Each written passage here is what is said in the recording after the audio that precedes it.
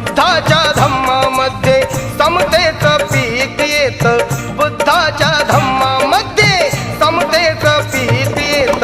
प्रज्ञाशील करुणेनं जीवनाचं सोनं होत, प्रज्ञाशील करुणेनं जीवनाचं सोनं होत.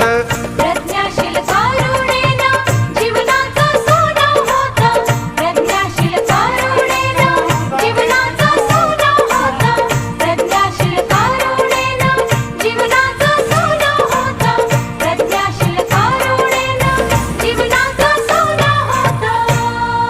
पाहुनियो पाहुनियो.